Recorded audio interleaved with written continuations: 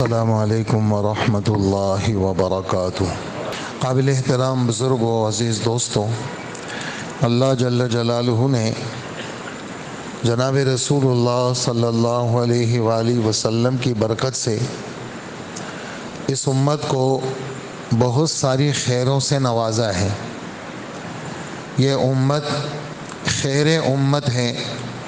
اللہ پاک نے تمام امتوں میں اس امت کو افضلیت سے نوازا ہے، افضل الامم ہے۔ ہماری مشکات شریف جو مدارس کے اندر دور حدیث سے پچھلے والی کلاس میں پڑھائی جاتی ہیں، جس میں بخاری شریف، مسلم شریف، ابو داؤد شریف، ترمذی شریف، نسائی، ابن ماجہ، طحاوی، بیہقی کی شعب الایمان، مختلف قسم کی جتنی مستند کتابیں ہیں، سب کی حدیثیں اختصار کے ساتھ اس کتاب میں جمع ہیں۔ اور مشکات شریف کی بالکل آخری حدیث کہ صاحب مشکات حضور صلی اللہ علیہ وآلہ وسلم کی اس بات کو نقل فرماتے ہیں کہ انتم خیر امت تتمون 70 امتا وانتم افضلها، تم بہترین امت ہو۔ جتنی امتیں پچھلی آئی ہیں، 70 کا لفظ احادیث میں کثرت کے لیے بولا جاتا ہے۔ جتنی امتیں پچھلی امتیں آئی ہیں، تم اس سب امت کے اندر افضل ترین امت ہو۔ اور اس افضلیت کے مختلف جہات ہیں، مختلف اس کی وجوہات ہیں۔ ان تمام وجوہات میں جو بڑی وجہ ہے وہ حضور صلی اللہ علیہ وآلہ وسلم کا اس امت کے سردار ہونا اور اس امت کا نبی ہونا ہے۔ پھر اس امت کو جن خیروں سے نوازا گیا ہے وہ تقریباً 4-5 جمعے پہلے وہ بیان آپ حضرات نے سن لیا تھا کہ جس میں حضور صلی اللہ علیہ وآلہ وسلم کی برکت سے اس امت کو کیا کیا رحمتیں، کیا کیا برکتیں آپ کی وجہ سے ملی ہیں۔ قیامت کے دن 120 صفحے ہوں گی جنتیوں کی، جن میں 80 صفحے اس امت کی ہوں گی۔ یعنی حضرت آدم علیہ السلام سے لے کر حضرت عیسیٰ علیہ السلام تک 1.25 لاکھ، 2 لاکھ، 2.5 لاکھ جتنے نبی آئے ہیں، ان سب نبیوں کے اندر جو نبیوں نے محنت کی، سارے نبیوں کی امتیں 40 صفوں پر مشتمل ہوں گی، اور اس امت کی جو صفیں ہوں گی وہ 80 صفوں پر مشتمل ہوں گی۔ پھر ایک مثال سے سمجھا رہے ہیں، اس امت کی کثرت کو سمجھا رہے ہیں کہ تم نے کالے رنگ کا بیل دیکھا ہوگا؟ ہاں جی دیکھا ہے۔ اس کالے رنگ کے بیل میں بالکل کالا سیاہ بیل، سفید رنگ کا اس میں نقطہ ہو۔ اب وہ کالے رنگ کا بیل تو وہ کالک تو بالوں کی ہوگی۔ کالے رنگ کا جو بیل ہوگا، وہ جو کالی چیزیں ہوں گی وہ تو بال ہوں گے، وہ جو سفید نقطہ ہوگا وہ بالوں کا نقطہ ہوگا۔ فرمایا کہ تم نے وہ دیکھا ہے، وہ بیل کالے رنگ کا بیل ہے، اس میں سفید نقطہ؟ جی دیکھا ہے۔ تو فرمایا کہ جتنے دوزخی ہوں گے ان دوزخیوں کو سمجھو یہ ساری کالک، یعنی جتنے سارے بال ہیں، اور اس سفیدے کو سمجھو کہ جنت میں بس اتنے لوگ جائیں گے۔ پھر ایک اور مثال سے سمجھایا، فرمایا کہ لوگوں کی کثیر مقدار میں 1000 لوگوں میں 999 لوگ دوزخ میں جائیں گے اور ایک آدمی جنت میں جائے گا۔ پریشانی مزید بڑھ گئی کہ 999 دوزخ میں تو ہمارا کھاتا، ہمارا حساب کن لوگوں میں ہوگا؟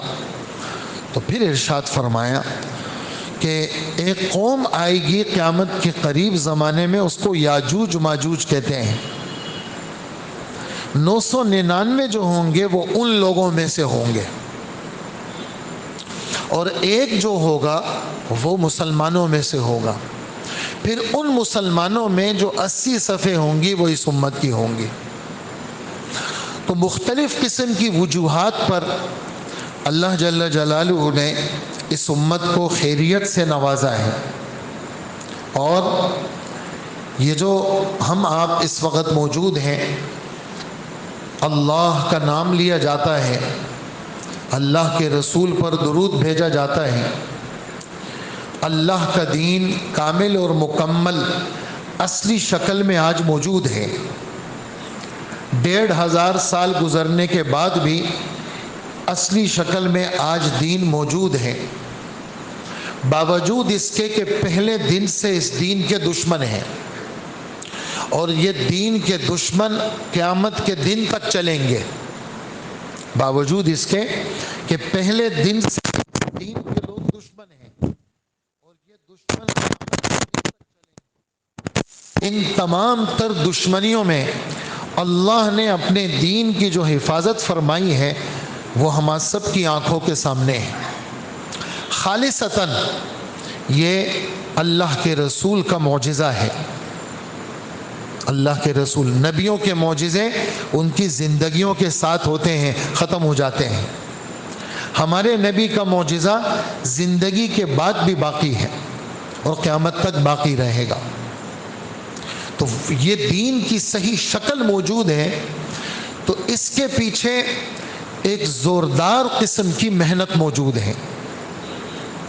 یہ دین کی جو شکل سامنے موجود ہے، اس کی بنیادوں کے اندر جو اس دین کا بانی تھا، اس نے اس دین کو ایسا پانی دیا ہے جو پانی دنیا کے پانیوں سے مختلف پانی، وہ دل کے غم کا پانی،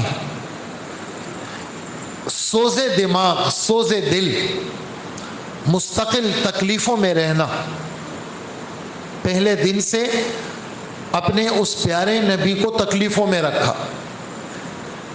ابھی دنیا میں وہ نبی نہیں آئے، باپ کا سایہ اٹھا لیا۔ ظاہری اسباب، جن اسباب کو لوگ دیکھ کر کے دنیا کے کاموں کو چلاتے ہیں، میرا کام چلے گا بھی، میرے بیٹے ہیں، میرا کام چلے گا، میرے نوکر ہیں، میرا کام چلے گا، میں خود صحت مند ہوں، میرا کام چلے گا، میری فیکٹریاں ہیں، میرا کام چلے گا، میری بات چلتی ہے، میں مضبوط آدمی ہوں، میرا خاندان مضبوط ہے، میں مضبوط جھتے کا آدمی ہوں۔ یہ جتنی بھی ظاہری شکلیں ہیں، اللہ پاک نے ان شکلوں کو ہٹا دیا۔ والد محترم کا سایہ اٹھ گیا، پیدا ہوئے تو پیدائشی یتیم ہیں، یہ سب وہ اسباب ختم کر دیے جن اسباب کو لوگ بنیاد بنا کر کے اپنے دنیا کے کاموں کو چلاتے ہیں۔ پیسہ بنیاد ہے، اکثریت بنیاد ہے، طاقت بنیاد ہے، آسرے بنیاد ہیں۔ ہم میں سے ہر ایک کے آسرے ہیں۔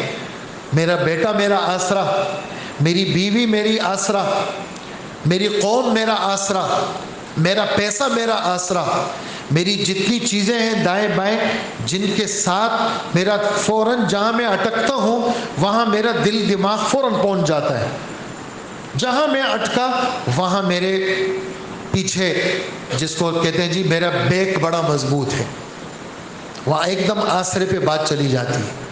وہ آسرے ختم کرا دیا۔ 6 سال کی عمر میں والدہ کا سایہ بھی اڑ گیا۔ پرورش پہ کس کی آئے؟ دادا کی۔ دادا نے بڑا خیال رکھا، لیکن دادا خود عمر رسیدہ ہے۔ 2 سال میں آپ کی عمر 8 سال ہے، دادا کا سایہ بھی اٹھ گیا۔ اب کس نے ساتھ دیا؟ اب چچا نے ساتھ دیا، اور چچا کو اللہ پاک نے لمبی زندگی دی، لیکن چچا بیچارے خود غریب تھے، بہت بڑا بوجھ تھا ان کے خود کے بچوں کا، لیکن بھتیجے کا خیال رکھا آخری لمحات تک، اور بھتیجے کے سر پہ کھڑے رہے، اور بھتیجے کا ساتھ دیا، اور پھر چلتے چلتے 40 سال پہ نبوت ملتی ہے، تو وہ جو ساتھی تھا اس نے اس روحانی چیز میں ساتھ نہیں دیا، ظاہری چیزوں میں تو ساتھ دیا لیکن روحانی چیز میں ساتھ نہیں ہوئے، وہاں بھی خالص خدا کا آسرا۔ اور جس دن وہ آیت نازل ہوئی، یا ایھا المدثر قم فانذر وربک فکبر وثیابک فطہر والرجز فاہجر ولا تمنن تستکثر ولربک فاصبر، یہ آیت نازل ہوئی۔ سب سے پہلی آیات اقرأ بسم ربک الذی خلق نازل ہوئی، اس کے 3 سال کے بعد سورہ مدثر کی شروع کی آیت نازل ہوئی، جس میں حکم ملا آپ کھڑے ہو جائیے، اپنی محنت شروع کیجئے، اب محنت شروع کیجئے۔ بیٹیوں سے گفتگو میں فرما رہے ہیں کہ آج کے بعد تو راحت کا کوئی کام نہیں ہے، آرام ختم، سونا ختم، مشقت والی زندگی شروع ہو گئی۔ اور ویسے بھی یہ 40 سال سارے مشقت کے گزرے۔ ایک دن سفر میں آپ صحابہ کے ساتھ ہیں، تو وہ یہ جو درخت ہے کانٹے دار، ببول کے کانٹوں کے درخت، اس کے اندر ایک پھل سا لگتا ہے، تو آپ نے فرمایا کہ اس میں سے جو کالا کالا ہے نا، وہ جا کر کے اندر جا کر کے دیکھ لو، وہ کالا بڑا لذیذ ہوتا ہے، میٹھا ہوتا ہے۔ تو صحابہ نے پوچھا آپ کو کیسے پتا؟ یہ والی بات تو اس کو پتا ہوگی جو آدمی اندر جنگلوں میں پھرا ہو، ہم نے تو آپ کو یہاں مدینہ میں نہیں دیکھا۔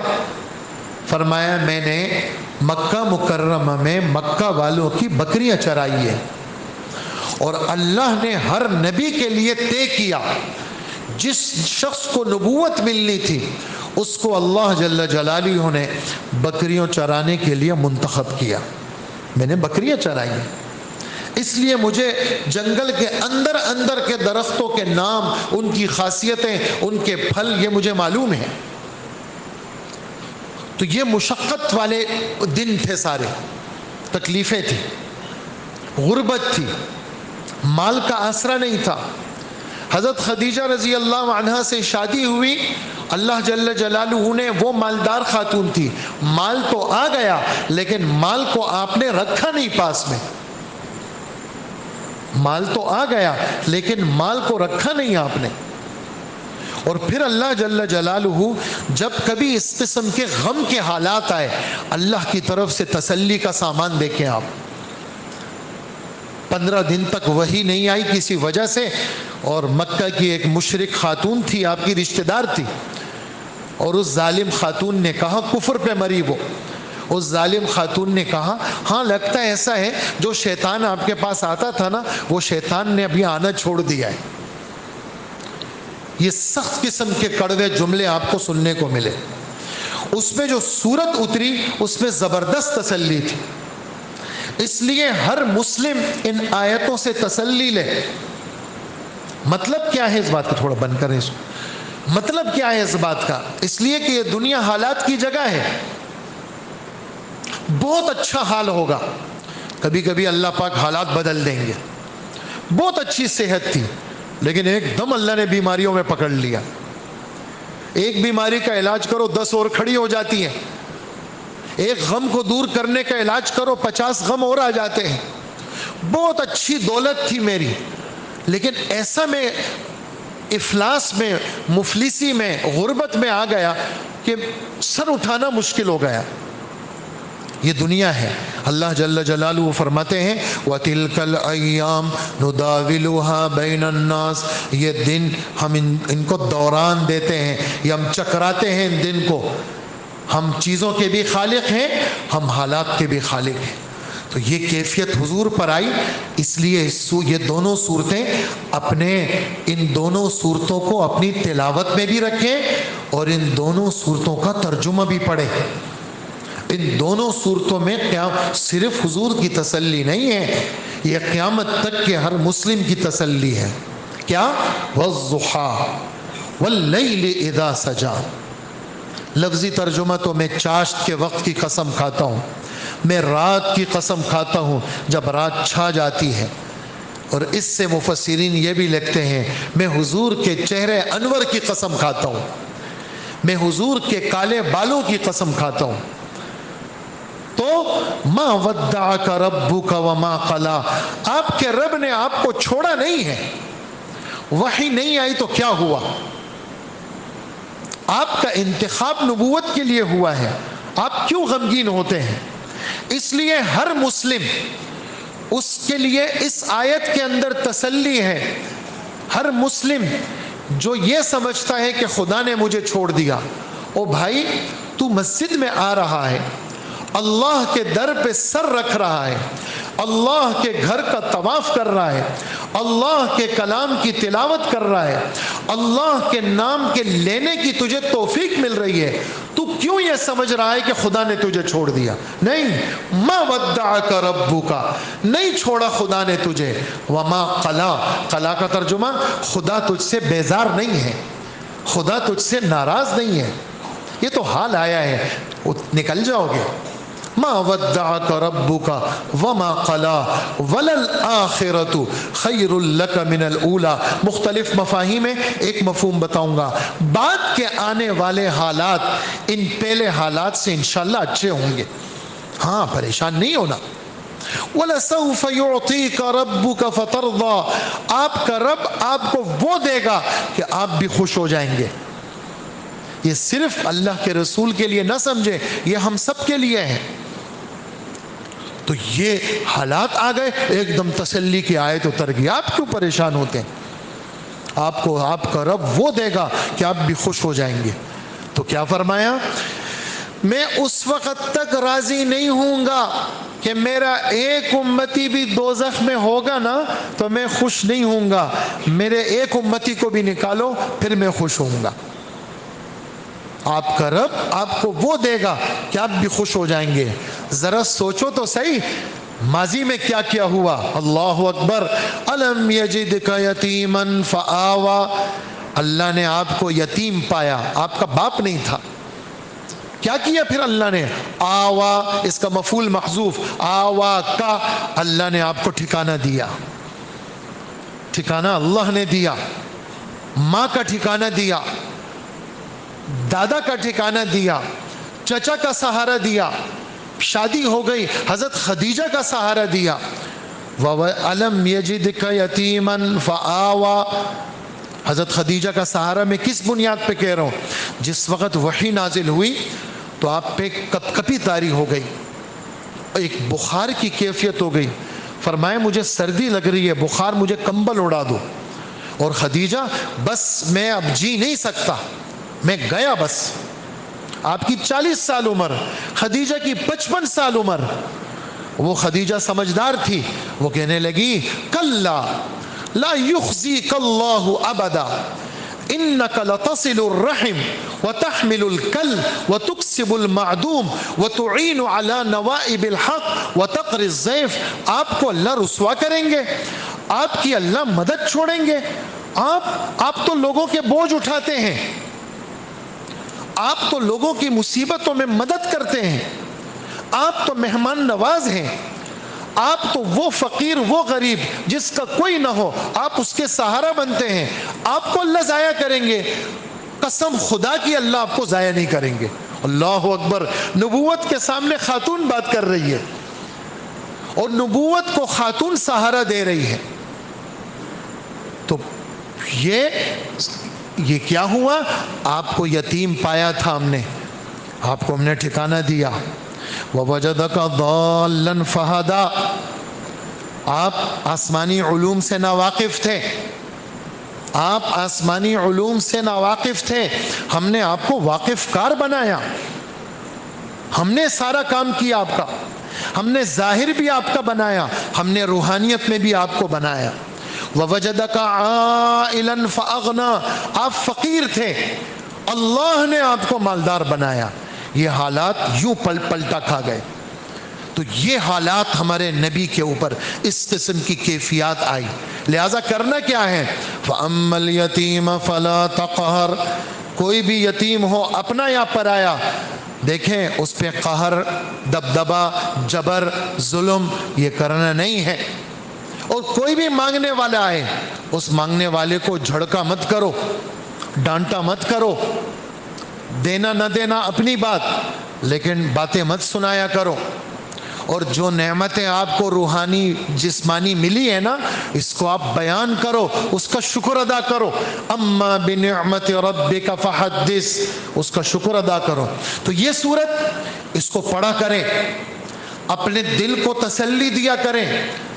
جتنے بھی بڑے غم کے پہاڑ ہو، جتنی بھی بڑی خطرناک بیماری ہو، اپنے رب کے سامنے اس کو پیش کریں کہ اللہ میں آپ کا ہوں، میں آپ کے علاوہ کسی کے سامنے یہ سر نہیں رکھوں گا، میں آپ کے علاوہ یہ ہاتھ کسی کے سامنے نہیں اٹھاؤں گا، میں اپنی زبان سے کسی کے سامنے اے اللہ یہ زبان نہیں کھولوں گا۔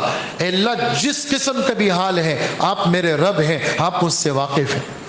ایسی ہی یہ دوسری صورت، چونکہ یہ تبلیغ کا کام اللہ کی بات کو دوسروں تک پہنچانا اور بے غرض ہو کے پہنچانا اور کچھ نہ چاہنا، اس میں حالات ضرور آتے ہیں، اس میں مشکلات آتی ہیں، اس میں خاندان مخالف ہو جاتے ہیں، اس میں گھر والیاں مخالف ہو جاتی ہیں، اس میں لوگ ساتھ چھوڑ دیتے ہیں۔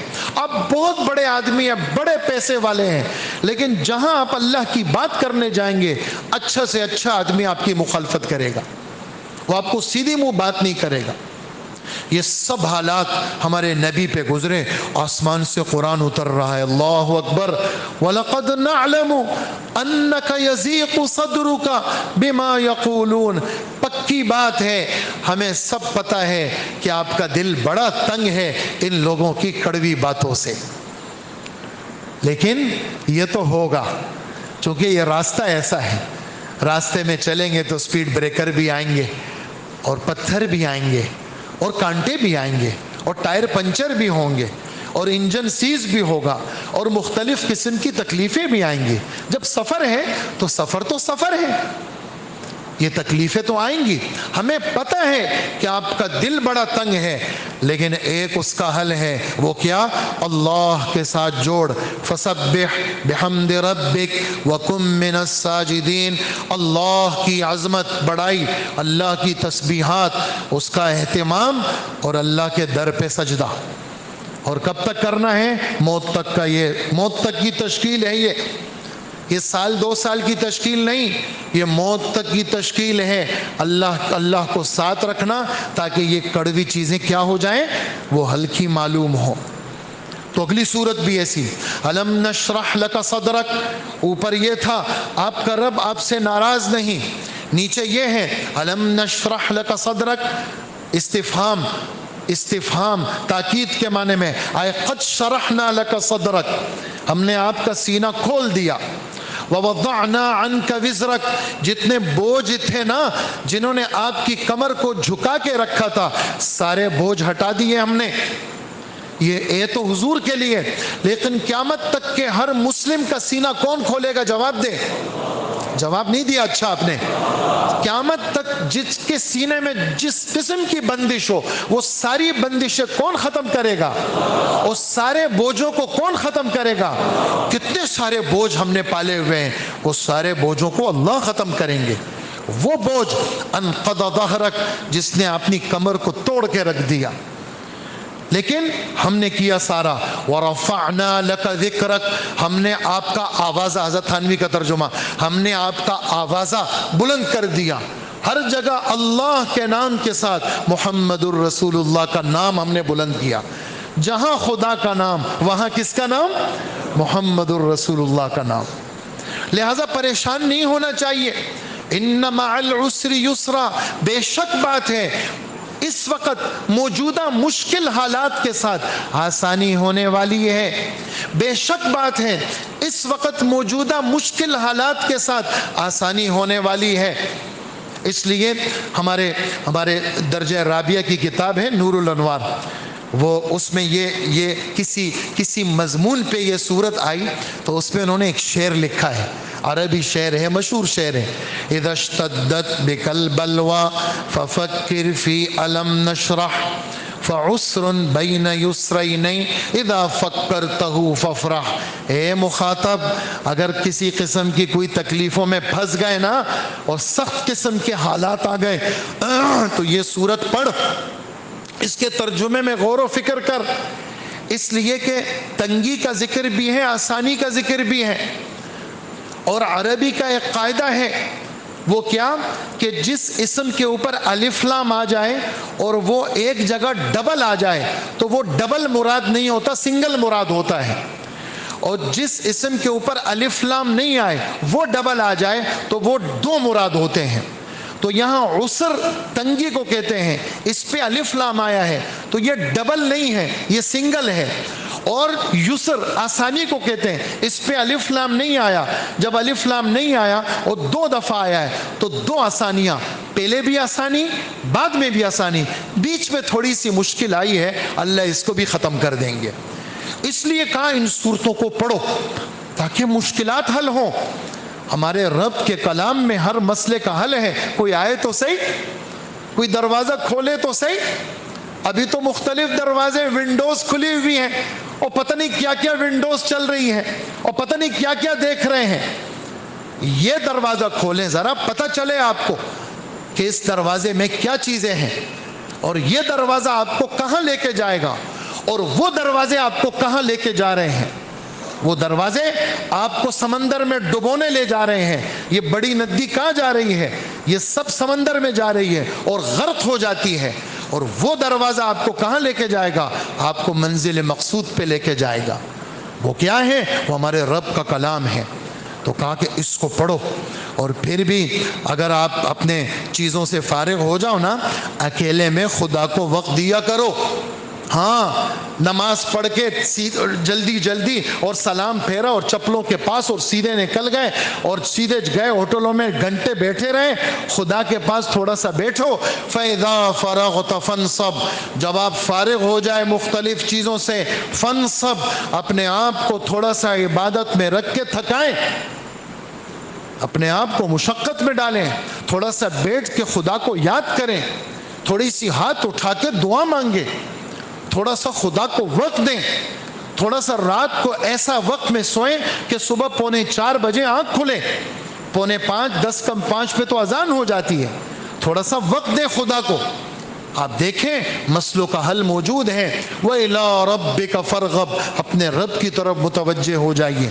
یہ حالات آئے ہمارے نبی پر، اور اس کے بعد آپ نے جو 23 سالہ محنت کی، 13 سالہ مکہ میں، 10 سالہ مدینہ منورہ میں، اور ایک جماعت تیار ہوئی، اس جماعت کی تشکیل ہو گئی۔ اے میرے صحابہ، تم حاضرین ہو، غائبین تک یہ باتیں پہنچاؤ۔ اے میرے صحابہ، تم حاضرین ہو، غائبین تک یہ باتیں پہنچاؤ۔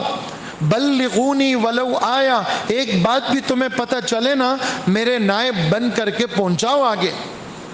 اور یہ کلمہ مستقل ایمان والوں کو نفع دے گا جب تک اس کے حقوق سے بے پرواہی نہ برتی جائے۔ بے پرواہی کا کیا مطلب؟ اللہ کے رسول فرمایا خدا کی نافرمانی کھلم کھلا ہو، لوگ اس کے لیے کوشش ہی نہیں کریں، باتیں نہیں کریں، اور فرمایا تم ایسے مت بننا جیسے بنی اسرائیل آپس کی یاری دوستی میں ایسے لگے، کوئی گناہ کرتا تو اس کو منع کرتے، مت کر گناہ، اگلے دن پھر اس کے ساتھ چائے پینا، کھانا کھانا یہ شروع ہو جاتا۔ جب اللہ نے یہ دیکھ لیا تو جیسے گناہگاروں کے دل تھے، نیک لوگوں کے دل بھی اللہ نے ایسے ہی کر دیے۔ اور برگزیدہ نبی حضرت داؤد علیہ السلام، حضرت عیسیٰ علیہ السلام کی زبانی کیا اللہ نے لعنت بھیجی، 6 پارے کا آخری صفحہ، اور اللہ اس کی وجہ بتا رہے ہیں کہ یہ ایک دوسرے کو برائیوں سے منع نہیں کرتے تھے۔ یہ آسمانی اس وقت ہم آنکھیں نیچے کر کے گزر جاتے ہیں، ہم کسی کو یہ بھی نہیں کہتے بھائی نماز پڑھنے آؤ۔ تو یہ آسمانی باتوں کا تذکرہ کرنا، اس کے لیے فکر مند ہونا، یہ ہمارے نبی کی میراث ہے، ہمارے نبی کی میراث ہے جو ہمیں ملی ہے۔ اس لیے کہ جتنے نبی گزرے ہیں ان سب کا اعلان ہے کہ ہم نبیوں کی جماعت کا جو پیسہ ہے وہ سب خدا کے نام پہ خیرات ہے۔ ہماری میراث کیا ہے؟ ہماری فکر، ہمارا درد، ہمارا علم، ہم نے جو آسمانی باتیں لی ہیں یہ ہماری میراث ہے۔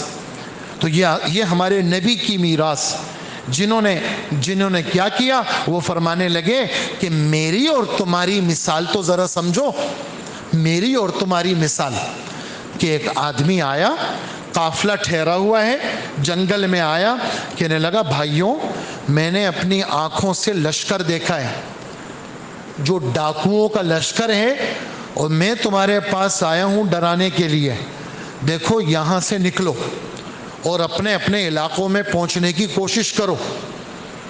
تو اس میں 2 ٹولے بن گئے، ایک نے کہا بہت اچھا بھائی ہم آپ کی بات مانتے ہیں، اور وہ جلدی سے روانہ ہو گئے۔ دن بھر کے تھکے ہوئے آرام کے لیے لیٹنے کی کوشش کر رہے تھے، ادھر سے یہ اطلاع آئی، انہوں نے اپنا رخت سفر باندھا، چل پڑے۔ مشقت تو ہوئی، تکلیف تو ہوئی، آرام تو ان کا ختم ہوا، لیکن لوٹ سے بچ گئے اور اپنے اپنے گاؤں میں، اپنے علاقوں میں پہنچ گئے۔ دوسرے ٹولے نے کہا ہم آپ کی بات نہیں مانتے، دن بھر کے تھکے ہوئے ہم تو آرام کریں گے۔ انہوں نے اس کی بات نہیں مانی اور رات وہیں گزاری۔